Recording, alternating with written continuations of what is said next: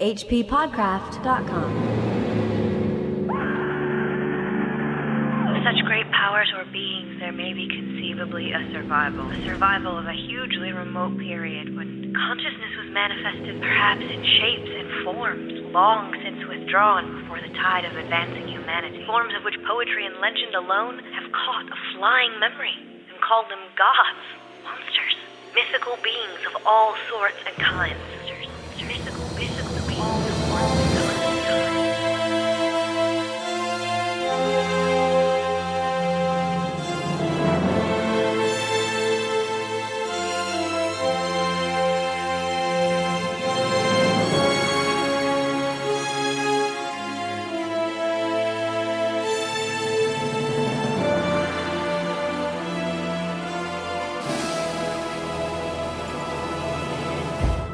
The most merciful thing in the world, I think, is the inability of the human mind to correlate all its contents. We live on a placid island of ignorance in the midst of black seas of infinity, and it was not meant that we should voyage far. The sciences, each straining in its own direction, have hitherto harmed us little. But someday, the piecing together of dissociated knowledge will open up such terrifying vistas of reality and of our frightful position therein. We shall either go mad from the revelation or flee from the deadly light into the peace and safety of a new dark age. That's a great beginning. That is a great beginning. That was, of course, the opening quote from H.P. Lovecraft's signature piece of fiction, The Call of Cthulhu. That was read by Andrew Leman, who is also joining us as a guest today. Hello there. This is a first time. Yeah, weird. A guest and reader at the same time. That is efficiency. Yeah, because I made such a fuss. I, of course, am Chad Pfeiffer. And I'm Chris Lackey. And you are joining us at the H.P. Lovecraft Literary Podcast. hppodcraft.com. Andrew directed the 2005 film of the same name. Yes, I did. Which is... Which starred Chad Pfeiffer. That's right. As well as you. You're in it as well, Chris? I do have a few minor parts. Well, you've got a very major part, actually. Certainly a memorable one. Yeah, exactly. We'll talk about that a bit later. I should also mention that some of our music today is going to be provided by Reber Clark from his film The Lovecraft Paragraphs, and the soundtrack to that film is available on Amazon.com. I also just wanted to mention here at the top that we've just entered a partnership with Stitcher. What is Stitcher? Stitcher is a service that you can get podcasts and all sorts of audio content on your mobile phone. Oh. So we'll put a link up to that in the show notes, but if you want to listen to us on the go, you can now do that. Perhaps while fleeing into the peace and safety of a new dark age. Exactly. So before we do get into that awesome paragraph, that opening quote, or the epigraph that we heard at the beginning there was read by Heather Klinke, and that was a quotation from the writer Algernon Blackwood. Who is this guy, and what do you think the significance of this quote is? Algernon Blackwood is an English story writer. He's best known for The Willows, which Lovecraft thinks is the best weird fiction story ever written. Yeah, I mean, Lovecraft really liked this guy, and The Wendigo is another story of his that's very famous. You know, unfortunately, Blackwood, he was familiar with Lovecraft's work, and he was not as much of an admirer. He had told Peter Penzold that he found spiritual terror missing in his young admirer's writing, something he considered all important in his own. And that's too bad, because I think he's wrong. Yeah.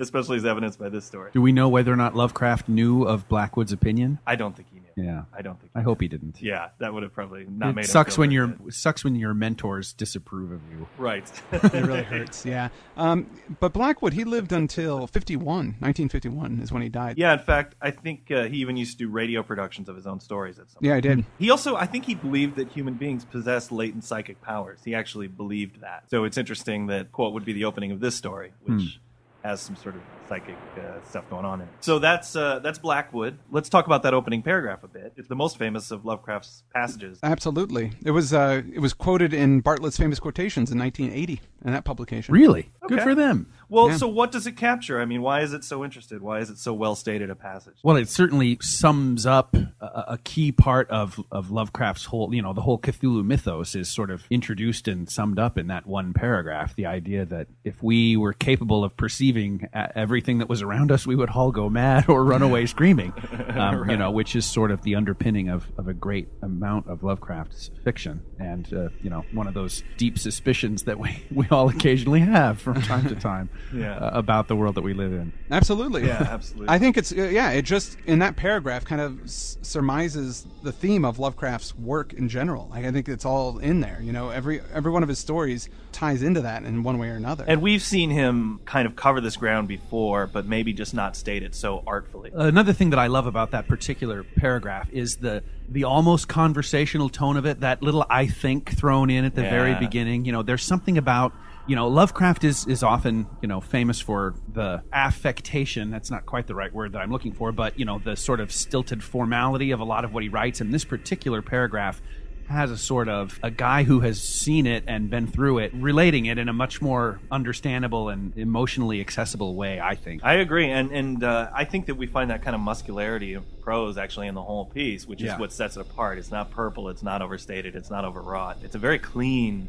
story, and not a lot of time is wasted. Yeah, absolutely. Actually, above the epigraph, it says, found among the papers of the late Francis Wayland Thurston of Boston. So does that imply that this entire story is a discovery? Yeah, I think it does. That subtitle wasn't a subtitle. At first it was a footnote when it was in Weird Tales, but it wasn't ever republished again. It was just called The Call of Cthulhu.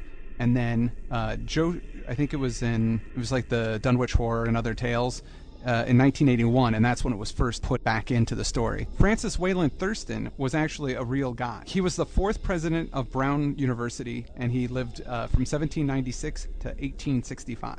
So there you go. So Lovecraft borrowed that name. Do you think he meant to imply that the real Francis Wayland Thurston? No, I think he it's just lifted the name. Because obviously the character didn't die in 1865. Right. Yeah, because this story takes place in 19... I know when it takes place, Chris. I think that that introduces something interesting, because this is a story with a lot of levels in it, and stories within stories within stories. Yeah, right. It's a very nested structure, and that first layer, the found among the papers of the late Francis Wayland Thurston, is the sort of overarching frame for all of the other layers that will come in later. Yeah, it's kind of amazing that we're discovering this, which is about a guy who discovers something, which is about his uncle who discovers something. Right. It's like what's so cool about that subtitle is that you become part of the story, in a sense. It certainly makes the reader complicit in what is about to follow, and puts the reader himself or herself in the same jeopardy that all the other characters are in. Yes, that's true. Yeah. We might really get hurt because we read the story. Yeah. Everyone who's ever found this stuff has regretted it. Yeah, that's right. Now it's your turn. Be careful when you're hanging around wharves and docks. Well, let's talk about this chapter. The horror in clay. Our narrator, after opening with that paragraph, he goes on to say that theosophists have hinted at the cosmic grandeur of the world, and I don't know what that is. What's a theosophist? It's the idea that there's kind of a spiritual hierarchy. All the different religions of the world have a piece of the puzzle, and that if you can find all those right pieces and put them together, that you will ascend to some level of higher being. So they would suggest that putting all the pieces together is a good thing, whereas Lovecraft comes to the conclusion that putting all the pieces together is a terrible idea. Don't do it. It's a bad, horrible thing. And this narrator says, well, it wasn't the theosophists, it wasn't their work that gave me a glimpse into the forbidden eons of Earth's history, even though that's what they talk about. It was actually a correlation of information that he pieced together from an old newspaper item, a certain piece of art, and the notes of an old professor, which kind of leads us into the inciting incident of the whole tale. The narrator's his great uncle was George Gamble Angel, who's a professor of Semitic languages at Brown. There's some significance to that name as well, right? Well, Angel was the street one of the streets that Lovecraft grew up on. So it's a nod to his upbringing in Providence. And he does that a lot, and yet another nod to Brown University. You know, and Brown has this extensive collection of Lovecraft's work now in his original manuscripts. I was actually talking to, Matt Barisi, who was on our show for The Street. He's been talking with some of the people who curate that collection over there, and he said they had Lovecraft had written some of his drafts of his fiction on circulars that he'd gotten in the mail because he was too poor at the time to afford paper. Ugh. So, he was doing his fiction There writing. was, I don't know if you guys caught it, but several months ago, maybe even as much as a year ago, there was an auction on eBay of a collection of Lovecraft's letters, handwritten letters. and many of them were written on the backs of circulars and stuff that he got in the mail, because apparently rather than go out and buy stationery or blank sheets of paper, he would just use paper that came to him anyway.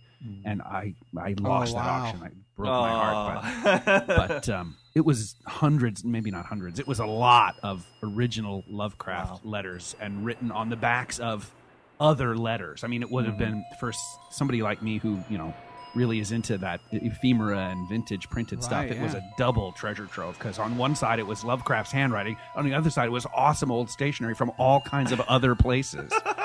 Wow. Do you know how much did it go for finally? Like thousands. I forget how many thousands of dollars, but somebody swooped in and snuck it out from under us. Oh well. Jerks.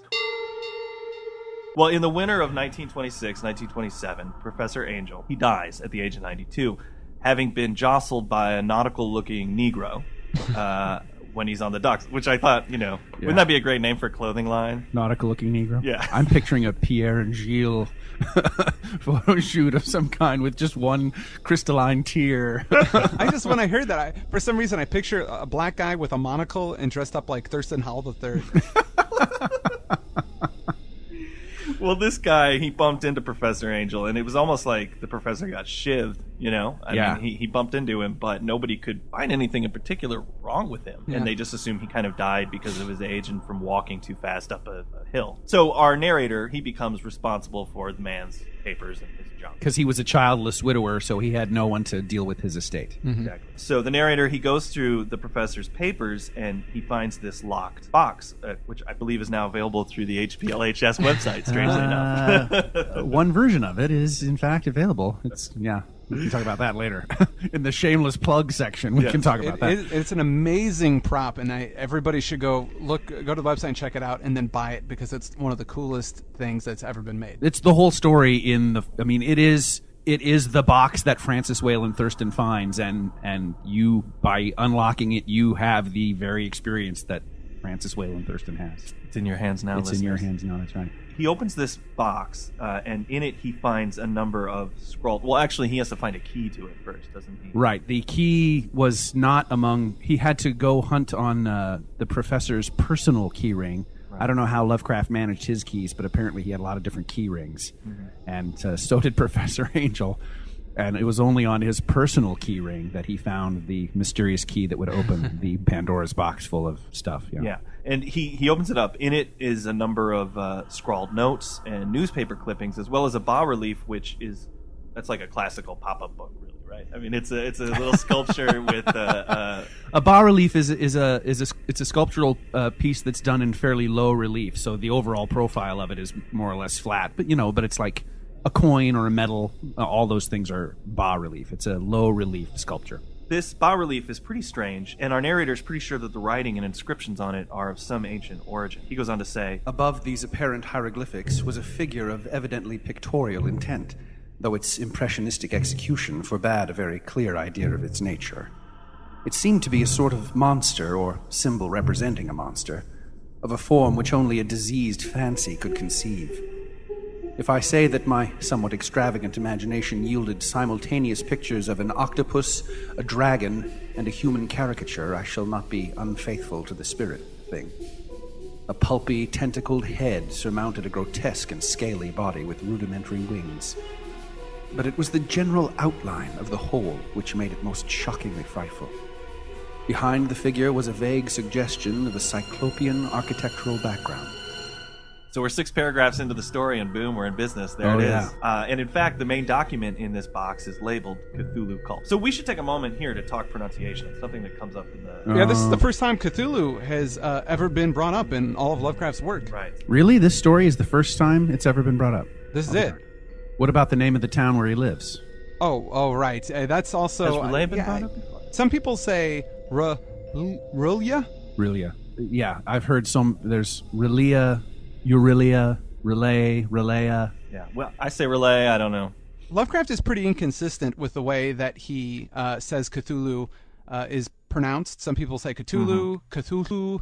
all those things. But I have a quote here that I would like to read, if you guys don't mind, Please. from Lovecraft himself. And he says about Cthulhu, the word is supposed to represent a fumbling human attempt to catch the phonetics of an absolutely non-human word. The name of the hellish entity was invented by beings whose vocal cords were not like man's. Hence, it has no relation to the human speech equipment. The actual sound, as nearly as human organs could imitate it, or human letters can record it, may be taken as something like Cthulhu. Very good. Very good. With the first syllable pronounced gutturally and very thickly, the U is about like that in full, the word full, and the first syllable is not unlike Cthulhu in sound, since the H represents a guttural thickness. And that was from some letter that he'd written, or yes, that was from specifically. It was published in his Selected Letters, and he wrote this letter in 1935. So he was inconsistent about how he thought it pronounced, but basically it really doesn't matter because his point is that it's not meant to be pronounced. It's by not human. right. It's not a human word, and Right. Everybody just does the best they can. I would be really annoyed if everybody who talked about Cthulhu would go Cthulhu. Yeah. That would be excellent. It sort of reminds me of when, a newscaster will say a word with a really thick Spanish accent that's a Spanish word, and it just jumps out at you. Or Alex Trebek does that on Jeopardy all the time. Right, yes, it's totally when Alex Trebek does that. Oh, it drives me crazy. Like, and the next category will be Costa Rica. In this sort of Cthulhu cult trapper keeper that he finds in the box there. I just pictured a unicorn on the cover of it, too.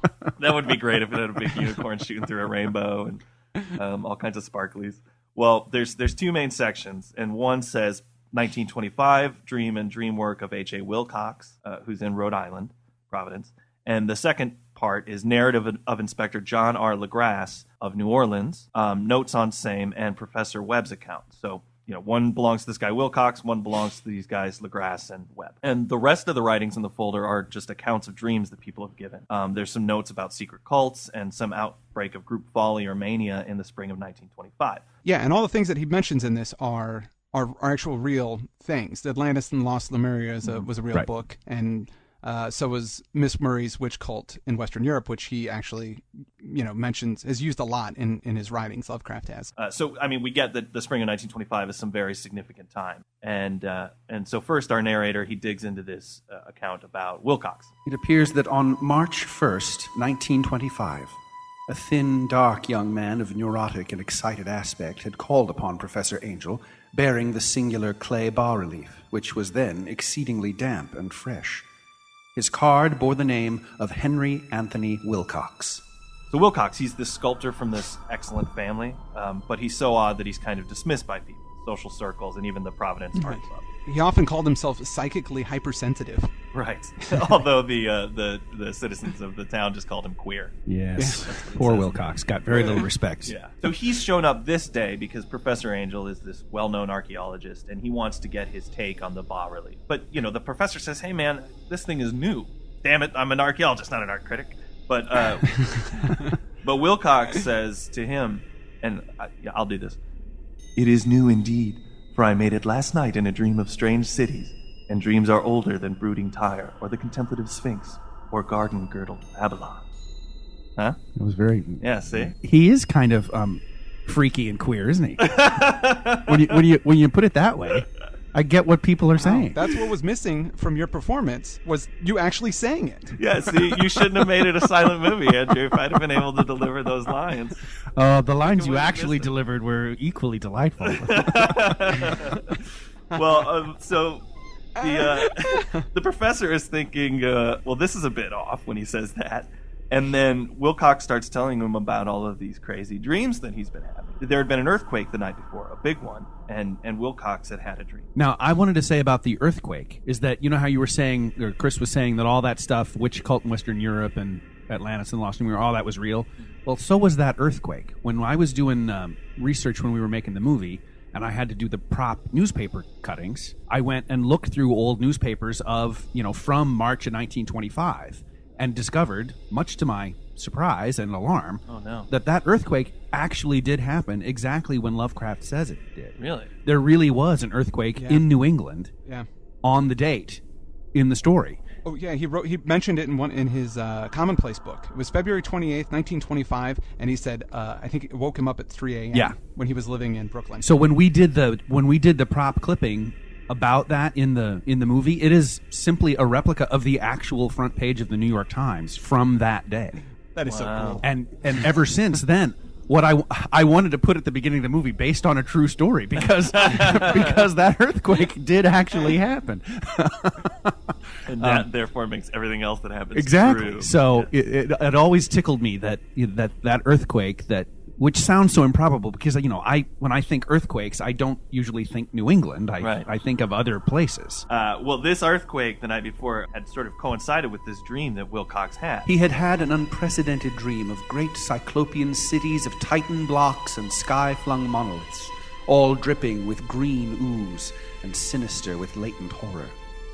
Hieroglyphics had covered the walls and pillars, and from some undetermined point below had come a voice that was not a voice, a chaotic sensation which only fancy could transmute into sound, but which he attempted to render by the almost unpronounceable jumble of letters, Cthulhu Fatagan.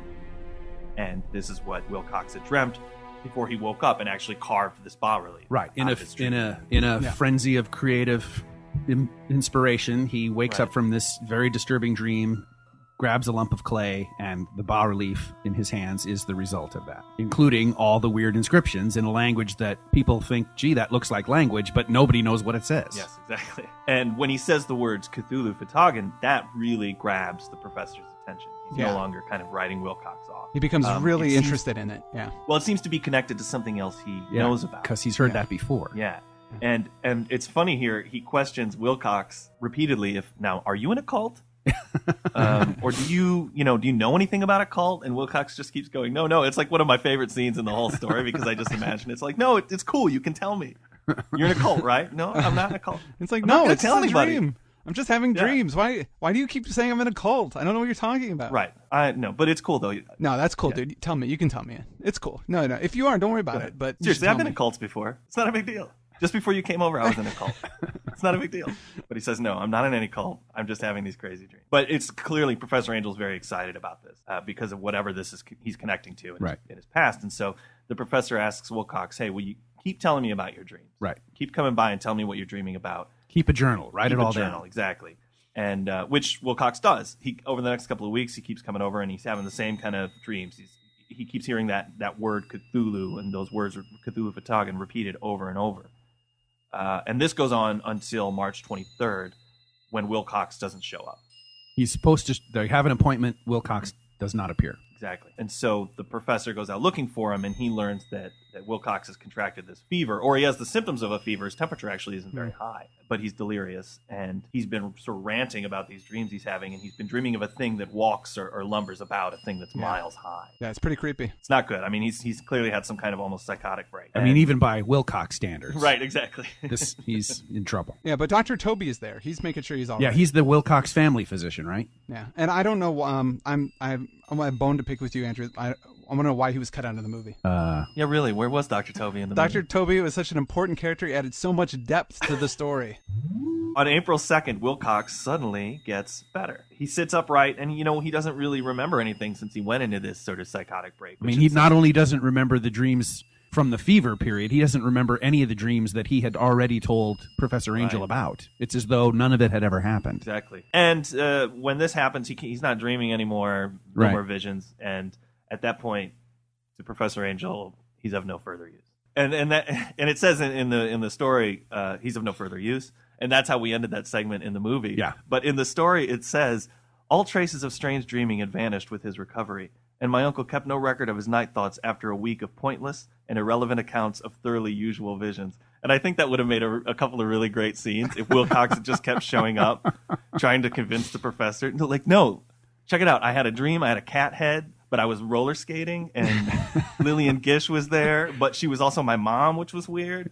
And my mom doesn't even like movies, so she wouldn't even know who, just on, and the professor's going, no, that's irrelevant. I don't care. But then he kept coming back. He'd go, yeah, I had this dream. I was in school, and I had to give an oral report, and then I was naked. But he saw that he was losing Angel, and so he goes, and then I said Cthulhu photography. It's like, no, Wilcox, you are no longer of any use to me. We should have done that.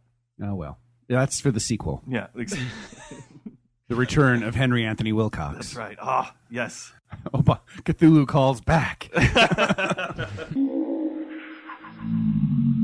After this part, Thurston, the narrator, kind of doubts. He's like, well, this artist is probably just a crazy artist coming up with stuff. I don't know if my uncle cared about it. But then he finds all these other clippings about all these other artists that were also having crazy dreams and things. Yeah, apparently the professor, he had found this significant enough that he'd sort of cast a wide net and asked a lot of different types of people, can you tell me about your dreams during this period? And what you were thinking about, and the regular kind of salt of the earth people. Yeah, that's what he said, salt of the earth. Yeah. They didn't really dream about much. It was the artists and the poets, like you said. They were having crazy dreams, and in fact, he says that panic would have broken loose if the artists and poets had been able to compare notes. And immediately I thought, thank God nobody organized an open mic night around that time.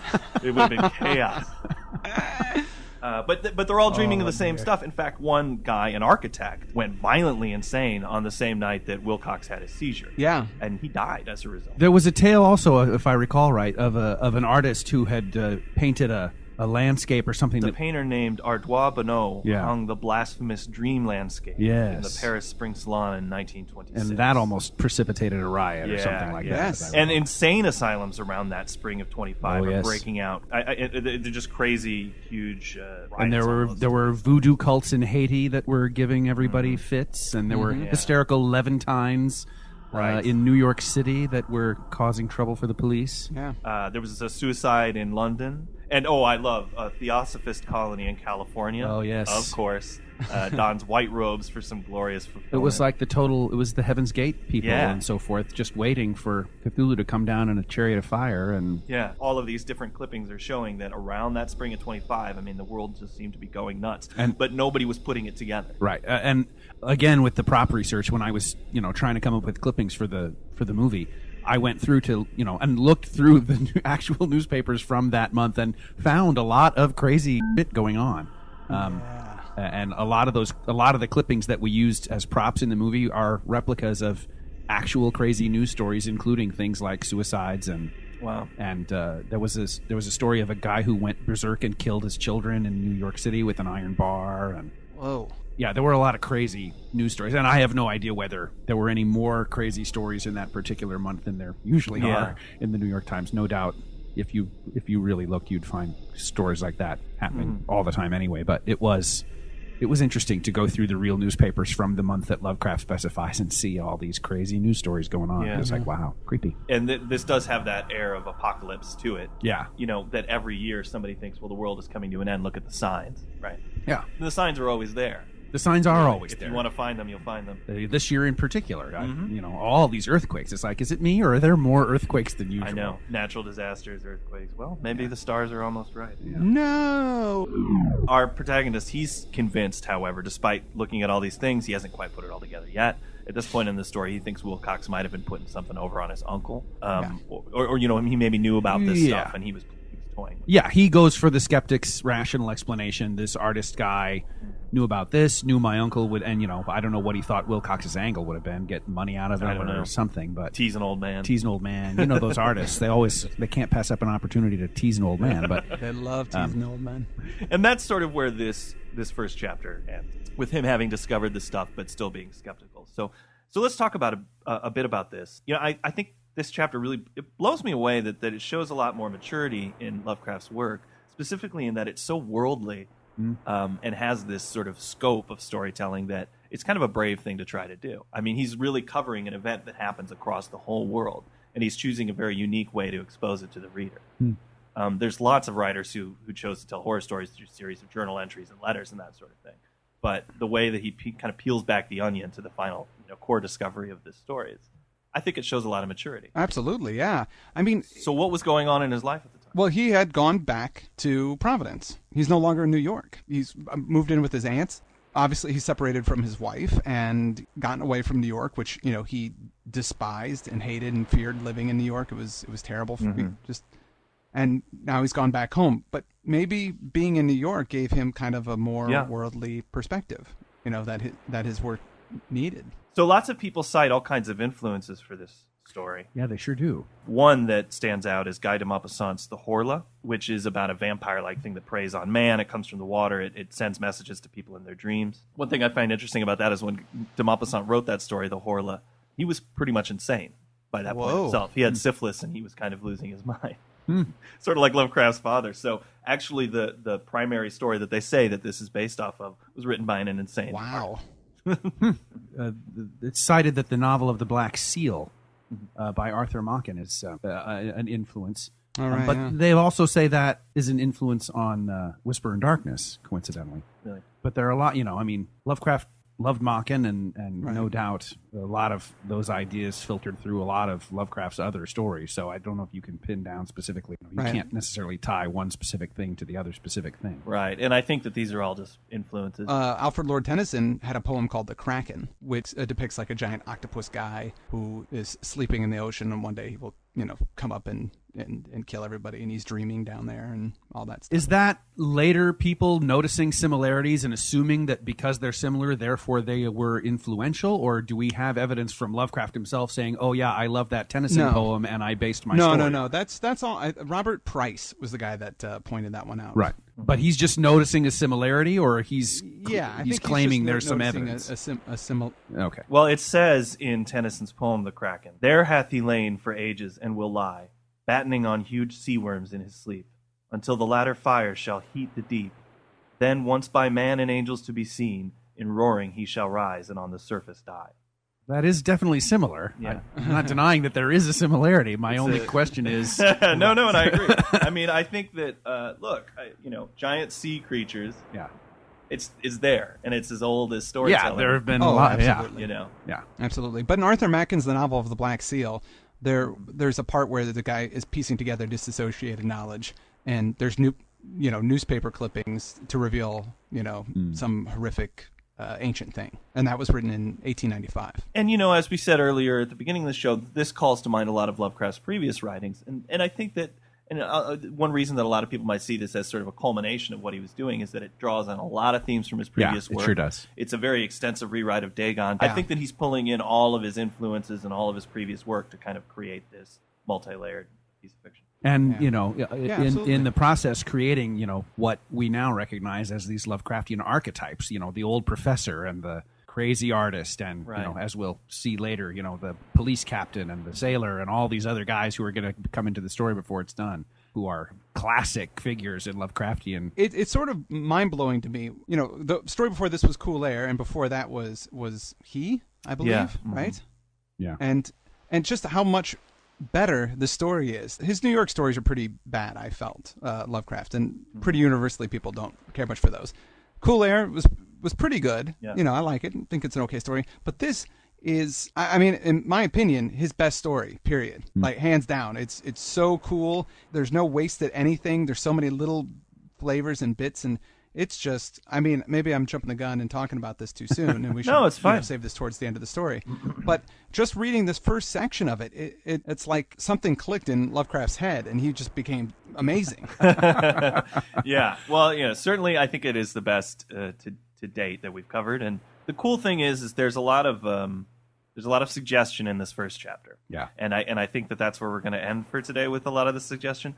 But as we get into the next chapter, which is called The Tale of Inspector Legrasse, we actually get laid out for us pretty significant mythological things. I mean, he really clearly goes through what will become, in Derleth's words, the Cthulhu mythos. Right? Yeah, absolutely. And he's going to, start quoting from the book. Yeah, absolutely. Exactly. But we're going to talk about that next week. I want to thank Reber again for donating his music. Andrew, of course, for being our guest and doing our excellent readings today. We've got more of those coming up next week. And with that, I am Chris Lackey. I'm Chad Pfeiffer. I'm Andrew Leman. And this has been the H.P. Lovecraft Literary Podcast. At hppodcraft.com. I wanted you to do it.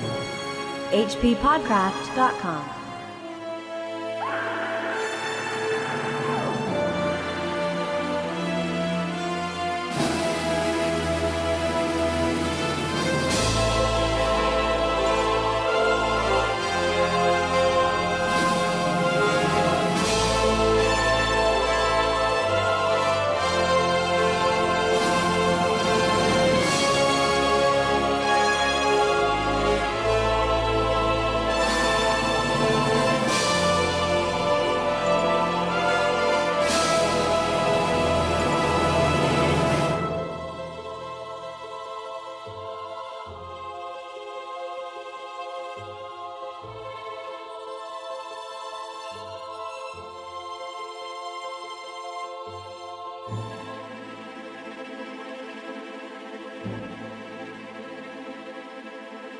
Bye.